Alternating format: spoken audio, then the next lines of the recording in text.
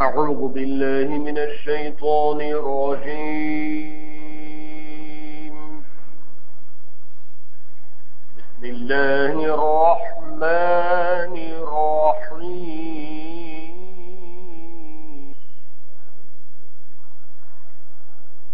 يا أيها الذين آمنوا اذكروا الله ذكرا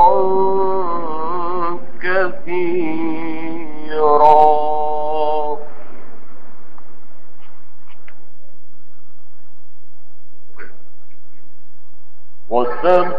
وسبحوه بكرة وأصيلا.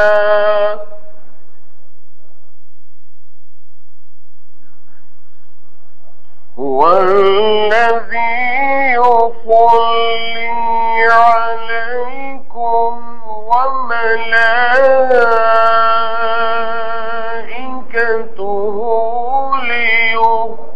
ليخرجكم من الظلمات إلى النور وكان بالمؤمنين رحيما.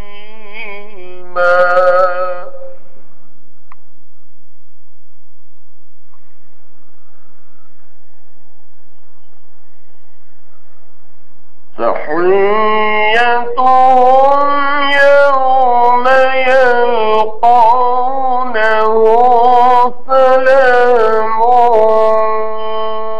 وأعد لهم أجرا كريما.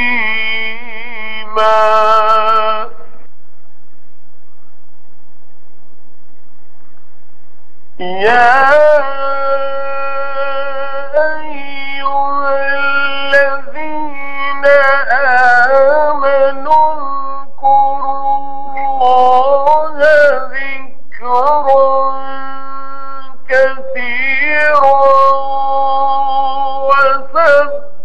وسبحوه بكرة وأصيلا.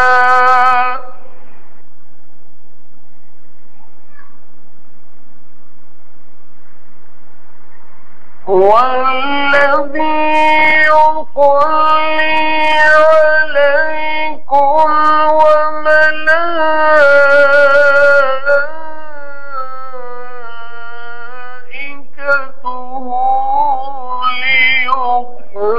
ليخرجكم من الظلمات إلى النور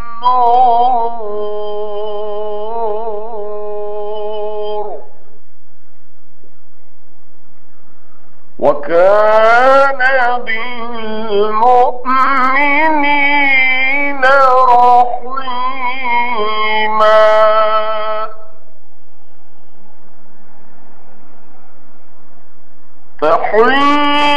تحيتهم يوم يلقونه سلام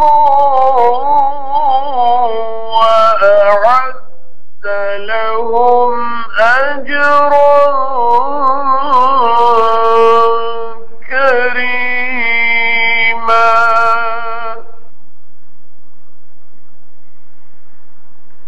يا أيها النبي إنا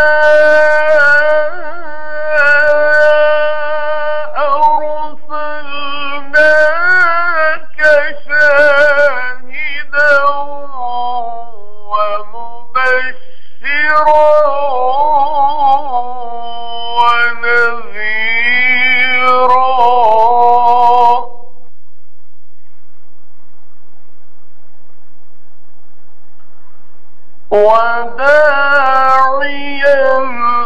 إلى الله بإذنه وسراجا منيرا.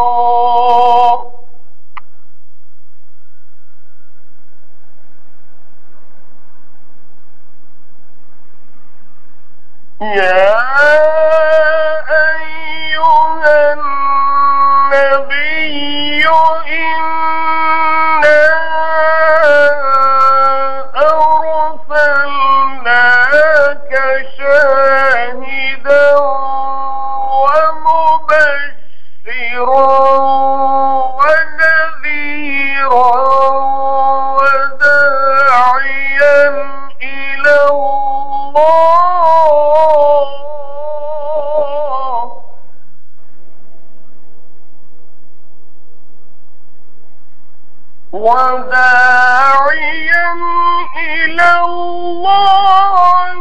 بإذنه وسراجا منيرا.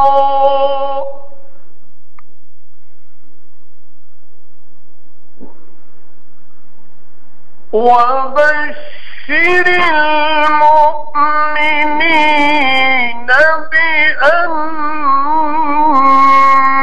لهم من الله فضلا كبيرا.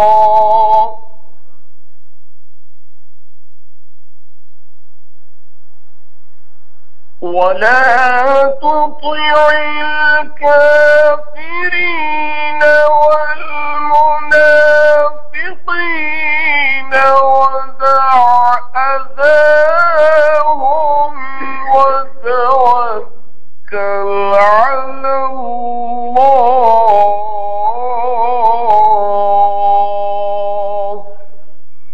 وكفى بالله وكيلا. صدق الله العظيم. 22 پارے میں سورہ احزاب کی آیات 41 سے 48 تک پڑھی گئی. ترجمہ ہے: اے ایمان والو، یاد کرو اللہ کی بہت سی یاد اور پاکی بولتے رہو اس کی صبح اور شام. وہی ہے جو رحمت بھیجتا ہے تم پر اور اس کے فرشتے، تاکہ نکالے تم کو اندھیروں سے اجالے میں، اور ہے ایمان والوں پر مہربان. دعا ان کی جس دن اس سے ملیں گے سلام ہے، اور تیار رکھا ہے ان کے واسطے ثواب عزت کا. اے نبی صلی اللہ علیہ وسلم، ہم نے آپ کو بھیجا ہے بتانے والا، خوشخبری سنانے والا اور ڈرانے والا اور بلانے والا اللہ کی طرف اس کے حکم سے، اور چمکتا ہوا چراغ. اور خوشخبری سنا دے ایمان والوں کو کہ ان کے لیے ہے خدا کی طرف سے بڑی بزرگی. اور کہا مت مان منکروں کا اور دغا بازوں کا، اور چھوڑ دے ان کا ستانا، اور بھروسہ کر اللہ پر، اور اللہ بس ہے کام بنانے والا. اے ایمان والو، تم احسانات الہیہ کو عموماً اور ایسے اکمل رسول کی بعثت کے احسان کو خصوصاً یاد کر کے اس کا یہ شکر ادا کرو کہ اللہ کو خوب کثرت سے یاد کرو. اس میں سب طاعات آ گئیں، اور اس ذکر و طاعت پر دوام رکھو. بس صبح و شام یعنی علی الدوام اس کی تسبیح و تقدیس کرتے رہو، یعنی دل سے بھی اور اعضاء سے بھی اور زبان سے بھی. بس جملہ اولا سے عموم اعمال و طاعات کا، اور جملہ ثانیہ میں عموم عزموں اور اوقات کا حاصل ہو گیا. یعنی نہ تو ایسا کرو کہ کوئی حکم بجا لائے اور کوئی نہ بجا لائے، اور نہ ایسا کرو کہ کسی دن کوئی کام کر لیا کسی دن نہ کیا. اور جیسا کہ اس نے تم پر بہت سے احسان کیے ہیں اور آئندہ بھی کرتا رہتا ہے، بس بالضرورت مستحق ذکر و شکر ہے. چنانچہ وہ ایسا رحیم ہے کہ وہ خود بھی اور اس کے حکم سے اس کے فرشتے بھی تم پر رحمت بھیجتے رہتے ہیں. اس کا رحمت بھیجنا تو رحمت کرنا ہے، اور فرشتوں کا رحمت بھیجنا رحمت کی دعا کرنا ہے.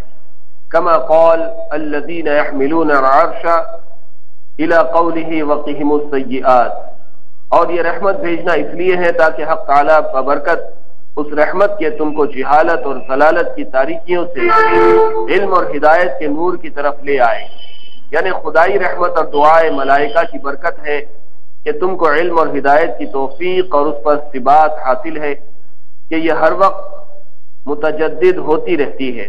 اور اس سے ثابت ہوا کہ اللہ تعالیٰ مومنین پر بہت مہربان ہے، اور یہ رحمت تو مومنین کے حال پر دنیا میں ہے اور آخرت میں بھی وہ مورد رحمت ہوں گے. چنانچہ وہ جس روز اللہ سے ملیں گے تو ان کو جو سلام ہوگا وہ یہ ہوگا کہ اللہ تعالیٰ خود ان سے ارشاد فرمائے گا السلام علیکم، کہ اولاً خود سلام ہی علامت ہے اعزاز کی، پھر جب کہ خود اللہ تعالیٰ کی طرف سے سلام ہو، کما قال سلام قولا من رب الرحیم. اور حدیث میں ہے کہ اللہ تعالیٰ خود اہل جنت سے فرمائے گا السلام علیکم. اور یہ سلام تو روحانی انعام ہے جس کا حاصل اکرام ہے. اور آگے جسمانی انعام کی خبر بعنوان عام ہے کہ اللہ تعالیٰ نے ان مومنین کے لیے عمدہ صلہ جنت میں تیار کر رکھا ہے کہ ان کے جانے کی دیر ہے، یہ گئے اور وہ ملا.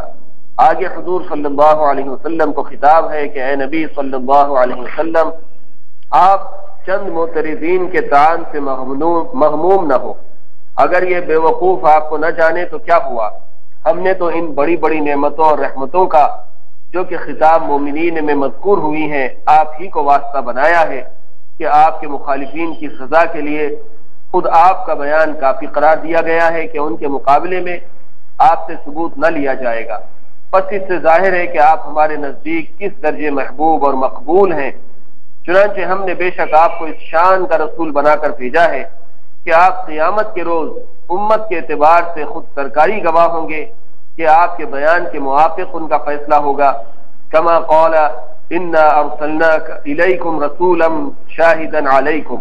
اور ظاہر ہے کہ خود صاحب معاملہ کو دوسرے فریق اہل معاملہ کے مقابلے میں گواہ قرار دینا اعلیٰ درجے کا اکرام اور علو شان ہے جس کا قیامت کے روز ظہور ہوگا. اور دنیا میں جو آپ کی صفات کمال ظاہر ہے وہ یہ ہے کہ آپ مومنین کے بشارت دینے والے ہیں اور کفار کو ڈرانے والے ہیں، اور عام طور پر سب کو اللہ کی طرف اس کے حکم سے بلانے والے ہیں. اور یہ تبشیر و انذار اور دعوت و تبلیغ یہ دونوں ہیں. اور یوں تو خود اپنی ذات و صفات اور کمالات اور عبادات و عادات وغیرہ مجموعی حالات کے اعتبار سے آپ سر تاپا نمونہ ہدایت ہونے میں ایک روشن چراغ کی مانند ہیں کہ آپ کی ہر حالت طالبان انوار کے لیے سرمایہ ہدایت ہے. پس قیامت میں ان مومنین پر جو کچھ رحمت ہوگی وہ آپ ہی کی ان صفات بشیر و نذیر اور داعی و سراج منیر کے واسطے سے ہوگی. بس آپ اس غم اور پریشانی کو الگ کیجئے اور اپنے منصبی کام میں لگے رہیے. مومنین کو بشارت دیجئے کہ ان پر اللہ کی طرف سے بڑا فضل ہونے والا ہے، اور اسی پر کافروں اور منافقین کو ڈراتے رہیے. جس کو ایک خاص عنوان سے تعبیر کیا ہے وہ یہ ہے کہ کافروں اور منافقوں کا کہنا نہ مانیے. رسول اللہ صلی اللہ علیہ وسلم کے سے اس کا تو امکان ہی نہ تھا کہ آپ کفار و منافقین کے کہنے میں آ کر تبلیغ و دعوت چھوڑ دیں، لیکن لوگوں کی طعن و تشنیع سے بچنے کے لیے ممکن تھا کہ آپ اس عملی تبلیغ میں جو نکاح زینب کے ذریعے مقصود تھی کوئی سستی کریں. اس کو کفار کا کہنا ماننے سے تعبیر کر دیا گیا، اور ان کافروں اور منافقین کی طرف سے جو کوئی ایذا پہنچے جیسا کہ اس نکاح میں ہے کہ تبلیغ فعلی ہے، ایذا قولی پہنچی، اس کا خیال نہ کیجیے، اور فعلی ایذا کا بھی اندیشہ نہ کیجیے کہ اگر اس کا وسوسہ آئے تو اللہ پر بھروسہ کیجیے، اور اللہ کافی کارساز ہے، وہ آپ کو ہر ضرر سے بچائے گا. اور اگر تبلیغ میں کوئی ظاہری ضرر پہنچتا ہے وہ باطناً نفع ہوتا ہے، وہ وعدہ کفایت اور وکالت کے لیے کافی نہیں. ان آیات میں جو احکامات دیے گئے ہیں ان میں سب سے پہلے اہل ایمان کو حکم دیا گیا ہے کہ وہ اللہ کا ذکر کریں کثرت سے، اور کثرت سے صبح و شام اللہ کو یاد کرتے رہیں. اللہ کے ذکر کے نتیجے میں اللہ تعالیٰ ان کو اپنی رحمت سے نوازے گا، اور راز طور پر اللہ تعالیٰ بھی ان پر رحمت نازل فرمائے گا، ملائکہ بھی ان کے لیے دعائے رحمت کریں گے. اور اللہ کی رحمت اور فرشتوں کی دعائے رحمت کے نتیجے میں اہل ایمان ظلم، گمراہی، کفر کی اندھیریوں سے نکل کر نیکی، خدا ترسی اور اللہ کی ہدایت کے نور میں آ جائے گی۔ لِيُخْرِجَكُم مِّنَ الظُّلُمَاتِ إِلَى النُّورِ کا مطلب یہ ہے کہ تاکہ اللہ تعالیٰ تم لوگوں کو گمراہی کے اندھیرے سے نکال کر ہدایت کی روشنی میں لے آئے۔ اور پھر یہی نہیں بلکہ اللہ تعالیٰ ان کے اوپر سلامتی نازل کریں گے، ان کو تحیت کریں گے۔ تحیت کا مطلب ہے ویلکم کرنا۔ اللہ تعالیٰ اہل ایمان کا استقبال کریں گے تحیت کے ذریعے، ویلکم کے ذریعے، اور یہ ویلکم جو ہوگا اللہ کی طرف سے وہ ہوگا سلام کے انداز میں۔ فیہا یلقونہ سلام، ان کے اوپر سلامتی نازل کی جائے گی۔ وَأَعَدَّ لَهُمْ أَجْرًا كَرِيمًا، اور ان کو بہترین اجر کا وعدہ کیا جا رہا ہے۔ پھر اس کے بعد نبی صلی اللہ علیہ وسلم کو مخاطب ہو کے اللہ تعالیٰ فرماتے ہیں کہ اے نبی، بے شک ہم نے آپ کو بشارت دینے والا، گواہ بنا کر اور لوگوں کو ڈرانے والا بنا کر بھیجا ہے۔ اور پھر آپ کے فرض منصبی میں یہ بھی داخل ہے کہ آپ اللہ کی طرف لوگوں کو بلانے والے ہیں اس کے حکم سے، اور آپ ایک چمکتا ہوا چراغ ہے، سراجم منیرہ ہے۔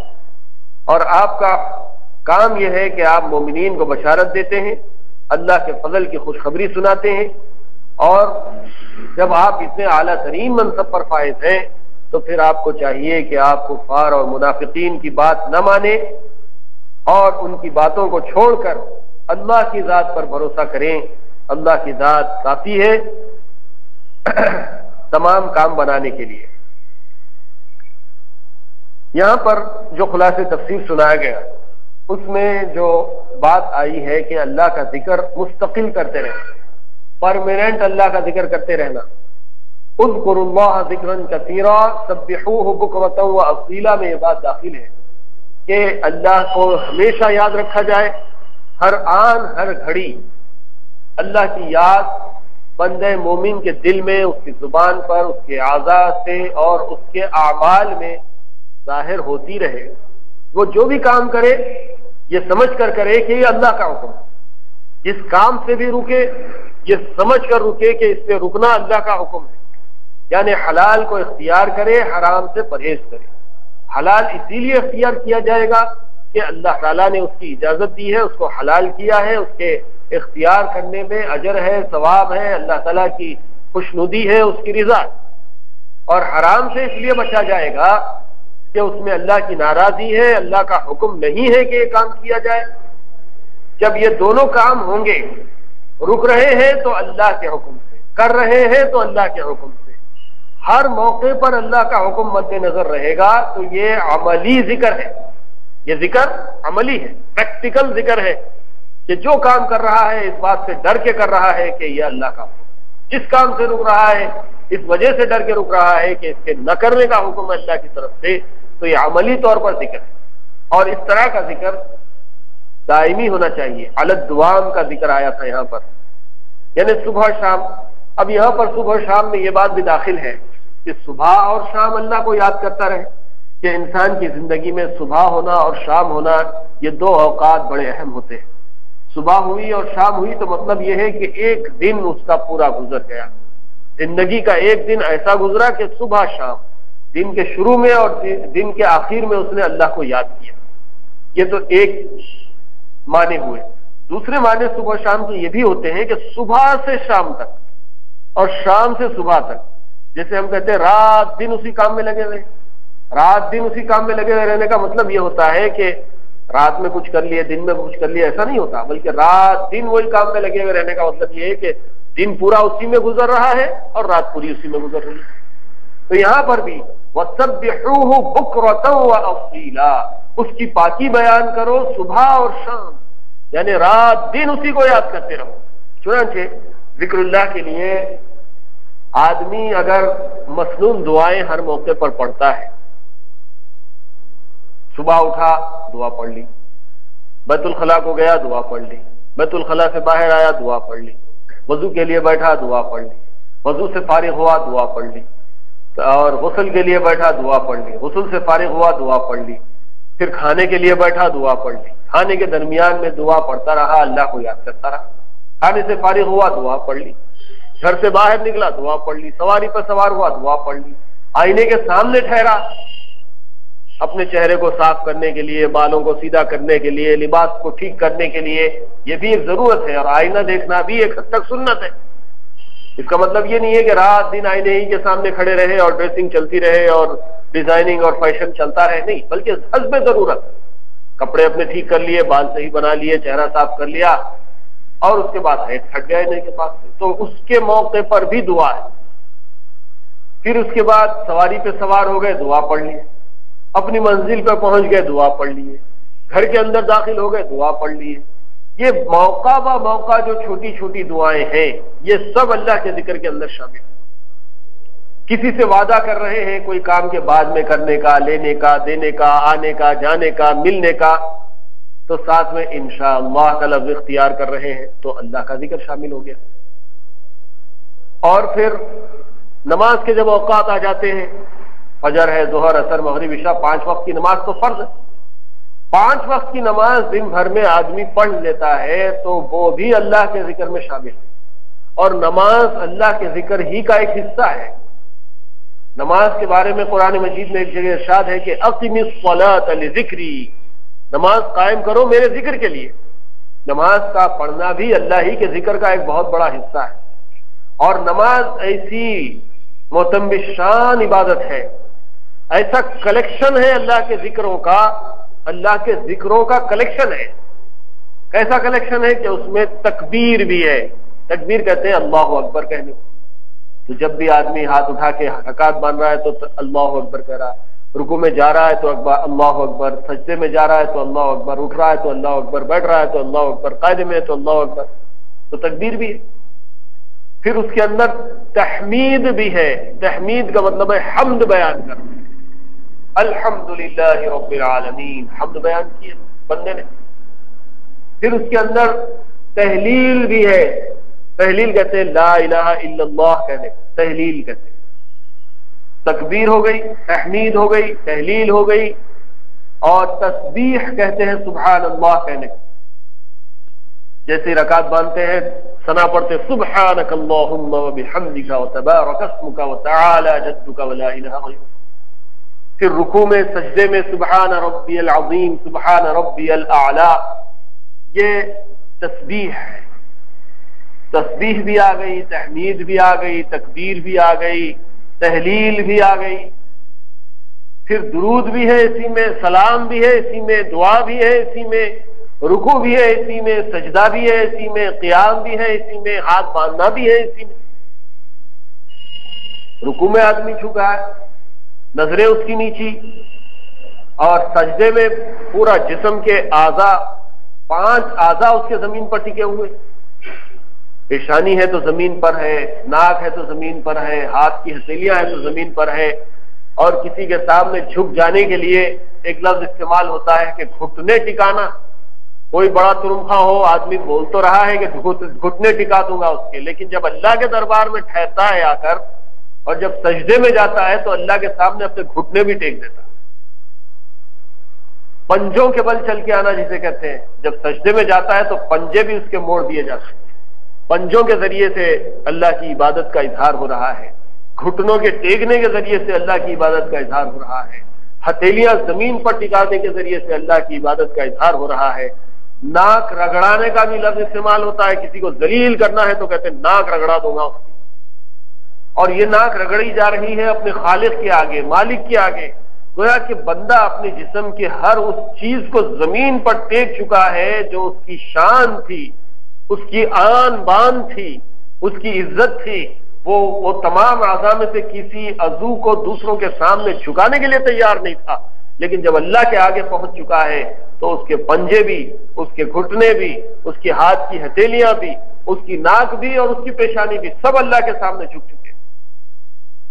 یہ اللہ کے ذکر کا اعلیٰ ترین نمونہ ہے۔ اس لیے حدیث میں آتا ہے کہ بندہ مومن جب حالت سجدہ میں ہوتا ہے تو اپنے رب کے سب سے زیادہ قریب ہوتا ہے، اور جو دعا حالت سجدہ میں کی جاتی ہے وہ اللہ کے یہاں بہت جلد مقبول ہو جاتی ہے۔ جب نفل سجدہ کرتے ہیں تو اس میں دعا کی جا سکتی ہے، اور نماز میں تو سجدہ فرض ہے. تو اس طرح سے اگر غور کیا جائے تو نماز کے جتنے اوقات اور نماز کی جتنی رکعتیں اور نماز کے جتنے اذکار ہیں وہ سب کے سب اللہ کے ذکر، اس کی دعا، اس کی تحمید، اس کی تحلیل، اس کی تکبیر، اس کی تقدیس، سب کچھ بیان کرتے. تو یہ مستقل مزاجی کے ساتھ روزانہ کی نمازیں، روزانہ کی دعائیں، روزانہ کا معمول جب بندہ بنا لیتا ہے تو اس کے بارے میں کہا جاتا ہے کہ یہ ذکر کثیر میں اپنے اوقات کو صرف کر رہا ہے، اپنی زندگی کو گزار رہا ہے، اور وہ سبحوہ بکرۃ واصیلا کی تفسیر بنا ہوا. جب یہ کیفیت اس کی ہو جاتی ہے تو اللہ تعالیٰ کی طرف سے اس کو خوشخبری دی جا رہی ہے. اللہ تعالیٰ کیا کرتے ہیں؟ هو الذی یصلی علیکم، یصلی، صلی، صلن یا صلی کا لفظ درود شریف کے لیے بھی استعمال ہوتا ہے. حضور صلی اللہ علیہ وسلم کے لیے ہم دعا کرتے ہیں اللہم صلی علی محمد وعلی آل محمد وبارک وسلم. اے اللہ تعالیٰ اپنی خاص رحمت نازل فرما محمد صلی اللہ علیہ وسلم پر اور آپ کے اہل و عیال پر، اور آپ پر برکت نازل فرما اور سلام نازل فرما. یہ دعا ہے. حضور صلی اللہ علیہ وسلم کے لیے ہر مومن یہ دعا کرتا ہے اور اسی کو درود شریف کہتے ہیں. اللہ کی خاص رحمت کو صلن سے یا صلاتن سے تعبیر کیا گیا ہے. اب یہاں پر بھی وہی لفظ بندے مومن جو اللہ کا ذکر کرتا ہے کثرت سے، اس کے لیے بھی اللہ تعالیٰ نے استعمال کیا ہے. هو الذی یصلی علیکم، اللہ کی ذات وہ ہے جو تمہارے اوپر صلاۃ بھیجتی، وملائکتہ، اور اس کے فرشتے بھی رحمت کی دعا کرتے ہیں. لیخرجکم من الظلمات الی النور، تاکہ تم کو ظلمتوں سے، اندھیریوں سے نکال کر روشنی میں لے آئے. وکان بالمؤمنین رحیما، اور اللہ تعالیٰ مومنین کے اوپر بڑا مہربان ہے. اللہ کی مہربانی کا اندازہ نہیں لگایا جا سکتا. ماں ہوتی ہے تو اپنی اولاد سے بے پناہ محبت کرتی ہے، اس لیے کہ اسی نے اس کو جنم دیا ہے. دنیا میں ماں کی محبت ضرب المثل ہے اور کوئی اس کا ثانی بھی نہیں ہے. ایک روایت میں آتا ہے، وہ حکایت ہے، کوئی حدیث یا قرآن کی بات تو نہیں ہے، لیکن حکایت میں بھی بات سمجھانے کے لیے بڑی تاثیر ہوتی ہے. حکایت کہتے ہیں ایک سبق آموز کہانی کو. کہتے ہیں کہ ایک نوجوان تھا، اس کو کسی لڑکی سے عشق ہو گیا، اور اس لڑکی کے عشق نے اس کو اتنا دیوانہ بنا دیا کہ اس لڑکی نے کہا کہ میں تم سے اسی وقت شادی کروں گی جبکہ تم اپنی ماں کا دل لا کر مجھے دو، ماں کا دل لا کر مجھے دو گے. تو لڑکی کے عاشقی میں وہ لڑکا اتنا گرفتار ہو گیا کہ اس کو اپنی ماں کا بھی احساس باقی نہیں رہا. وہ گیا اپنی ماں کو قتل کر دیا، اس کا سینہ کاٹ کے اس میں سے دل نکال کے لے کر جا رہا ہے اپنی محبوبہ کے پاس کہ راستے میں ٹھوکر لگی اور وہ نوجوان گرا سڑک کے اوپر اور اس کے ہاتھ سے ماں کا دل چھوٹ کر نیچے گر گیا. تو اس لڑکے نے، اس نوجوان نے اپنی ماں کے دل میں سے آواز یہ سنی کہ بیٹا کہیں تجھے ٹھوکر لگی، مار تو نہیں لگا. آپ اندازہ لگا سکتے ہیں اس حکایت میں کہ ماں اپنی اولاد کے لیے کتنا تڑپتی ہے کہ اس کو قتل کر کے، اس کو سینہ کاٹ کے، اس کا دل کاٹ کے لے جا رہا ہے وہ اپنی محبوبہ کے لیے. تب بھی ماں کو اپنی اولاد سے کوئی شکایت نہیں ہے، اور اس حالت میں بھی بچے کو تکلیف ہونے کا احساس ماں کے دل کو ہوتا ہے تو دل میں سے آواز آتی ہے کہ بیٹا کہیں تجھے ٹھوکر لگی، مار تو نہیں لگا. یہ ہے ماں کی محبت کی تعریف جو ایک مثال کے ذریعے سے سمجھائی گئی. اور حدیث میں آتا ہے کہ ہمارا رب جو ہمارا خالق ہے، مالک ہے، اسی نے ہم کو پیدا کیا، اسی نے ہم کو زندگی دی، اسی نے ہم کو چھوٹے سے بڑا کیا، ماں کے پیٹوں میں 9 مہینے رکھا، بچپن کا زمانہ اس نے ہماری حفاظت فرمائی، جوانی اس نے ہم کو عطا فرمائی، بڑھاپے میں ہماری رہنمائی کرتا ہے، حفاظت کرتا ہے، بیماری میں ہمیں شفا دیتا ہے، مصیبتوں میں ہماری مصیبتوں کو دور کرنے والا ہے. اتنی نعمتیں اس کی ہم پر ہیں. تو حدیث میں آتا ہے کہ ہر بندے سے اللہ تعالیٰ 70 ماؤں سے زیادہ محبت کرتا ہے. ایک ماں کی محبت کا وہ حال ہے، تو رب کی جو محبت ہے اپنے بندوں سے وہ تو ماں کی محبت سے 70 گنا سے زیادہ ہے. اللہ تعالیٰ فرماتے ہیں کہ وَكَانَ بِالْمُؤْمِنِينَ رَحِيمًا، ہم تو مومنین کے اوپر بڑے رحیم ہیں، بڑی شفقت کرتے ہیں، بڑے اس کے مصیبتوں کو دور کرتے ہیں، اس کے اوپر جو ہے ہم بے پناہ رحم اور انوار کی نعمتوں کی بارش کرتے رہتے ہیں۔ اللہ کی نعمتوں کو گننا چاہو گن نہیں سکتے۔ وَإِن تَعُدُّوا نِعْمَةَ اللَّهِ لَا تُحْصُوهَا، اللہ کی نعمتوں کو گننا چاہو تو گن نہیں سکتے۔ کمپیوٹر تھک جائیں گے اور قیامت تک آنے والی بڑی بڑی الیکٹرانک مشینریاں بھی اگر اللہ کی نعمتوں کو گننا چاہیں گی تو اس کے میموریز بھر جائیں گے، وہ باقی نہیں رہیں گے، لیکن اللہ کی نعمتیں ختم ہونے والی نہیں ہیں۔ ایک ایک سیکنڈ میں انسان کو اتنی نعمتوں سے استفادہ کرنے کا موقع ملتا ہے کہ اس کو وہ شمار نہیں کرتا، کاؤنٹ نہیں کرتا۔ وَكَانَ بِالْمُؤْمِنِينَ رَحِيمًا تَحِيَّتُهُمْ يَوْمَ يَلْقَوْنَهُ السَّلَامُ، اس دن جب کہ وہ اپنے رب سے ملیں گے، القا ملاقات سے، یلقونہ جب وہ ملے گا ان لوگوں سے، یعنی اپنے بندوں سے جب اللہ ملے گا، تحیتہم ان کا استقبال کرے گا، تحیت کرے گا، ویلکم کرے گا اپنے بندوں کو جو اس کی نیک بندے ہوں گے۔ اللہ تعالیٰ ویلکم کرے گا تو اللہ کا ویلکم کتنا عالی شان ہوگا۔ دنیا میں لوگ پرائم منسٹر کا، پریزیڈنٹ کا، چیف گیسٹ کا، بڑے بڑے لوگوں کا ویلکم کرتے ہیں تو ان کی شان کے مطابق کرتے ہیں۔ گارڈ آف آنر ان کو پیش کیا جاتا ہے، خوبصورت لباس میں، خوبصورت میوزک کے ساتھ، خوبصورت رنگ برنگے ماحول کو پیدا کیا جاتا ہے اور بڑے اہتمام کے ساتھ گارڈ آف آنر دیا جاتا ہے۔ سارے لوگ یہاں سے وہاں تک سب باندھے کھڑے ہوتے ہیں، کوئی جھنڈیاں ہلا رہا ہے، کوئی پنیاں ہلا رہا ہے، کوئی گانے گا رہا ہے، کوئی قصیدے گا رہا ہے، کوئی میوزک بجا رہا ہے، کوئی تالی بجا رہا ہے، سب ہاتھ اٹھا کر سلام کر رہے ہیں۔ یہ ویلکم ہوتا نہیں ہوتا، یہ تو دنیا کا ویلکم ہے۔ اور اللہ تعالیٰ قیامت کے دن اپنے بندوں کا ویلکم خود فرمائے، تحیتہم یوم یلقونہ السلام، اللہ تعالیٰ اپنے بندوں کو سلام کہیں گے۔ اور اللہ کا سلام بندے مومن کے اوپر جب آئے گا، آپ یقین مانیے کوئی دنیا کا ایک چھوٹے سے آدمی کو کوئی بڑا آدمی سلام کر لیتا ہے، السلام علیکم، گڈ مارننگ، نمستے، ہائے ہائے، بائے بائے، ٹاٹا کوئی کر دیتا ہے، دنیا کا بڑا آدمی ایک چھوٹے آدمی کو بول دیا، ایک چپراسی کو ایک آفیسر السلام علیکم یہاں کہا ہے تم نظر نہیں آ رہے بولتے ہو، اس کا دل خوش ہو جاتا، صاحب میرے کو سلام کرے۔ عام طور پہ ایسا ہمارے ہندوستان میں تو بہت کم ہوتا ہے کہ کوئی بڑا آدمی چھوٹے کو سلام کرے، لوگ اپنی عزت کے خلاف سمجھتے ہیں، لیکن دوسرے مقامات پر یہ بات عام ہے، اور اسلام میں تو اس کی تعلیم ہے کہ چھوٹا بڑا کچھ نہیں ہے۔ ان اکرمکم عند اللہ اتقاکم، تم میں سے اللہ کے نزدیک معزز و مکرم ریسپیکٹیبل وہ ہے جو سب سے اللہ سے ڈرنے والا ہے۔ لیکن قیامت کے دن اللہ تعالیٰ خود اپنے بندے کو کہیں گے تحیتہم یوم یلقونہ سلام وَأَعَدَّ لَهُمْ أَجْرًا كَرِيمًا، اور ان سے کہا جائے گا کہ آؤ آج تمہارے لیے بہترین اجر کا وعدہ ہے، عزت والا اجر تم کو دیا جائے گا۔ یہ بندے مومن کو اللہ کے ذکر کرنے پر بشارتیں دی گئی۔ آگے حضور نبی کریم صلی اللہ علیہ وسلم کو خطاب ہے، یا ایھا النبی، اے نبی صلی اللہ علیہ وسلم، انا ارسلناک، بے شک ہم نے آپ کو بھیجا ہے، شاہدا ومبشرا ونذیرا، یہاں پر تو تین اوصاف گنائے گئے۔ نبی صلی اللہ علیہ وسلم کو اللہ نے بھیجا شاہد بنا کر، گواہ بنا کر۔ حضور صلی اللہ علیہ وسلم گواہی دیں گے، اپنی امت کے اعمال پر گواہی دیں گے، اور پھر پچھلی امتوں اور پچھلے انبیاء پر بھی آپ گواہی دیں گے۔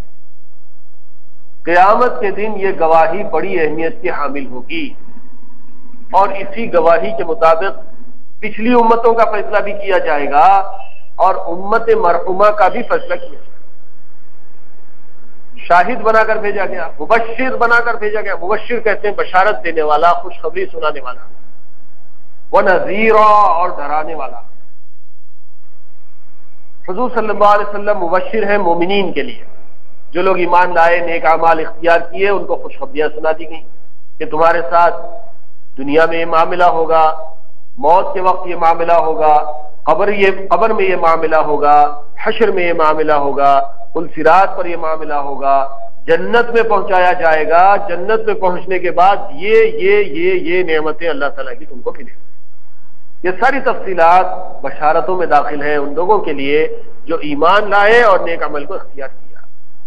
وَنَذِيرًا، اور ڈرانے والا بھی بنا کر بھیجا گیا۔ ان لوگوں کو ڈرانے والے ہیں نبی صلی اللہ علیہ وسلم جو ایمان نہیں لائے، جو کفر کی حالت میں زندگی گزارے، حالت کفر اور نفاق ہی میں ان کا انتقال ہو گیا، تو دنیا میں ان کا کفر، دنیا میں ان کے نفاق کی وجہ سے جو مصیبتیں آئیں گی، اس کے بارے میں ڈرا دیا گیا. موت کے وقت کفر یا نفاق کی وجہ سے جو مصیبتیں جھیلنی ہے اس سے ڈرا دیا گیا. موت کے بعد قبر میں کفر کی وجہ سے جو عذاب متعین کیا جائے گا اس سے ڈرا دیا گیا.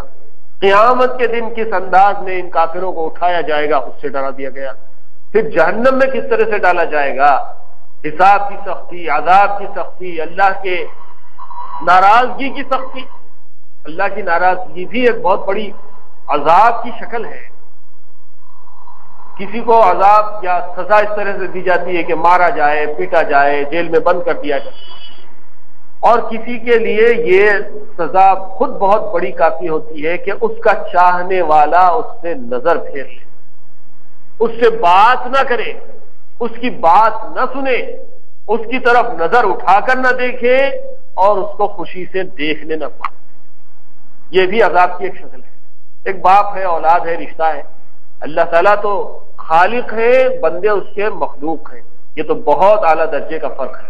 لیکن مثال کے لیے اس طرح سے سمجھا جا سکتا ہے کہ ماں باپ اولاد پر کتنے شفیق و مہربان ہوتے ہیں. ماں باپ اولاد کو مارے پیٹے یہ تو بہت بڑی بات ہے، لیکن کوئی آدمی حساس ہے، سینسٹیو ہے، اور ماں باپ اس سے بات چیت بند کر دیں، اس کی بات نہ سنیں، اس کو گھر میں آنے نہ دیں، وہ اس کے گھر نہ جائیں اور بائیکاٹ کر دیا جائے، تو یہ خود ایک بہت مستقل عذاب ہے. اللہ تعالیٰ کے جو مختلف عذاب ہیں قیامت میں، اس میں سے ایک عذاب کا ذکر قرآن مجید میں 2-4 جگہ کیا گیا ہے، جس میں یہ ہے کہ اللہ تعالیٰ ان لوگوں سے قیامت کے دن بات بھی نہیں کریں گے، ان کی طرف دیکھیں گے بھی نہیں، اور ان کی گناہوں کو معاف بھی نہیں کریں گے، اور ان کو جنت میں داخل بھی نہیں.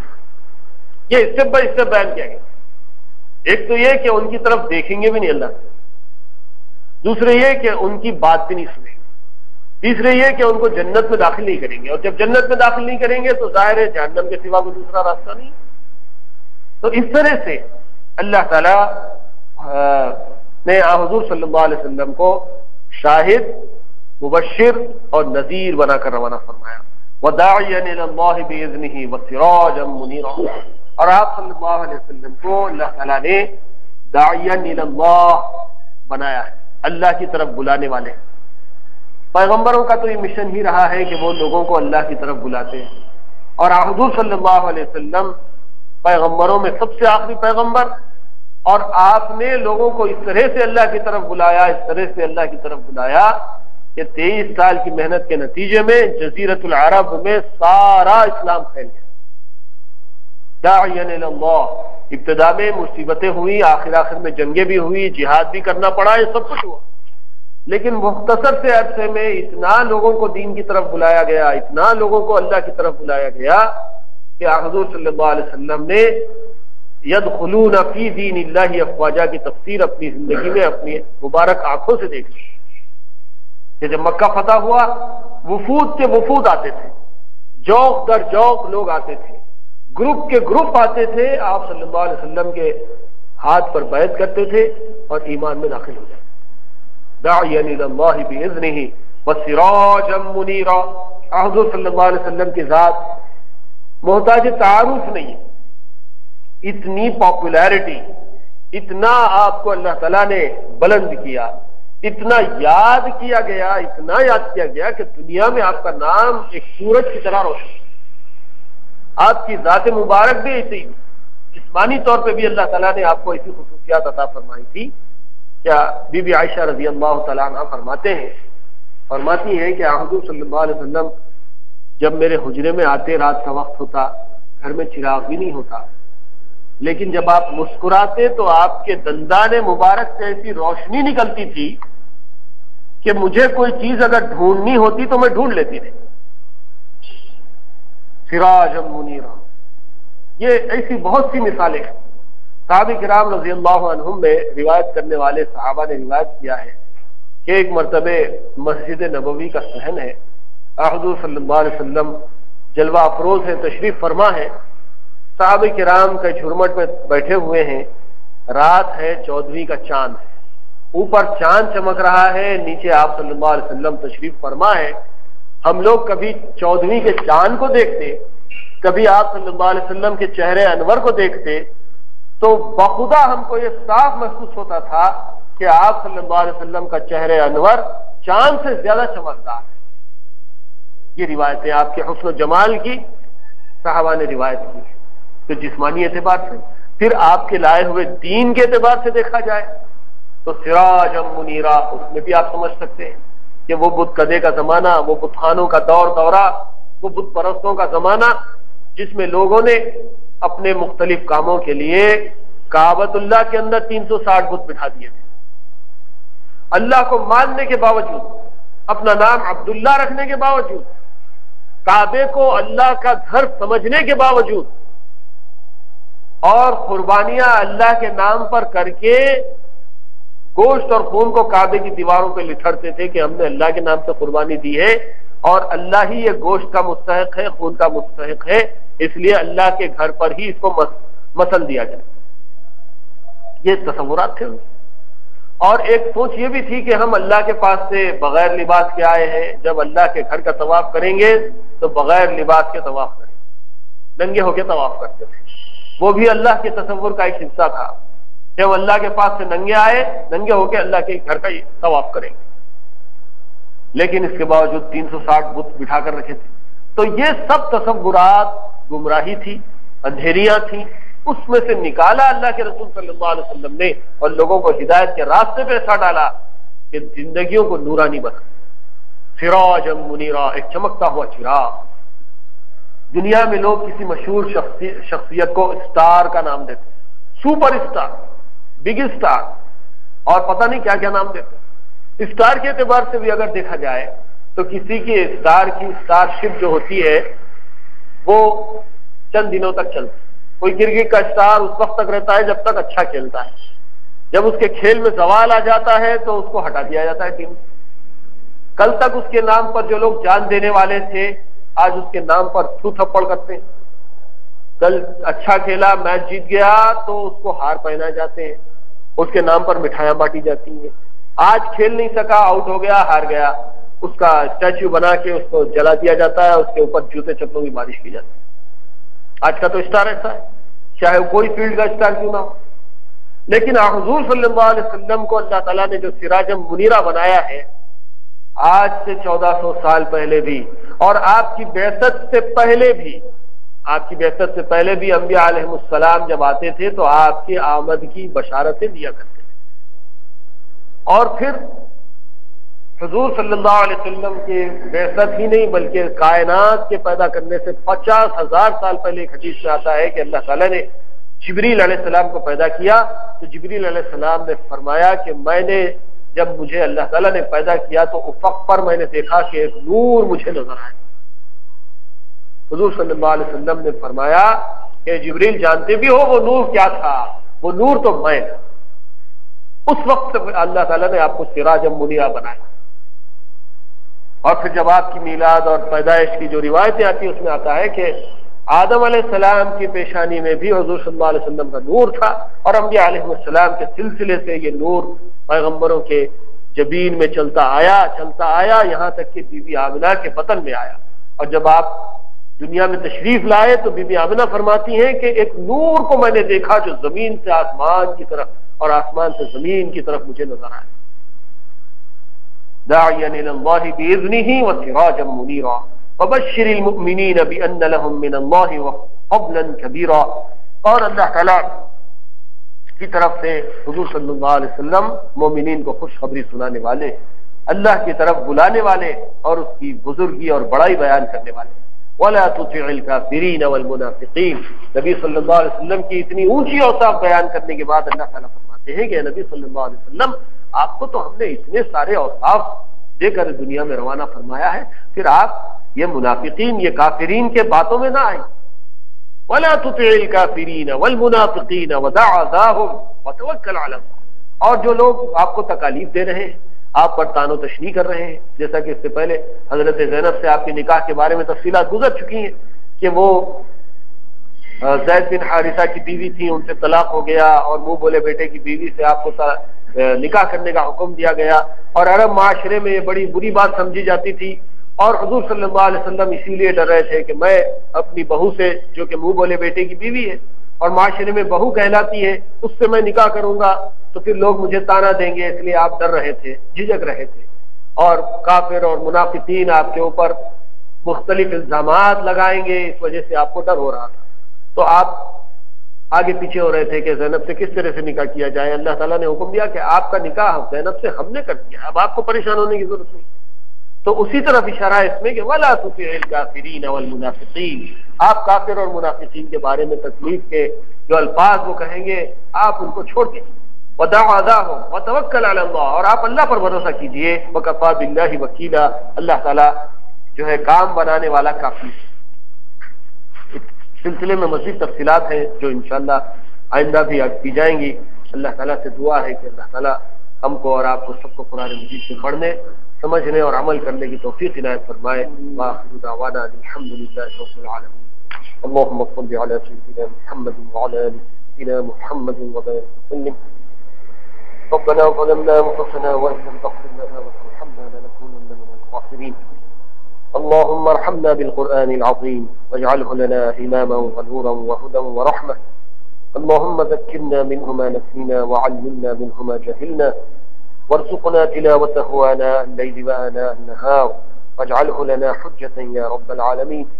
سبحان رب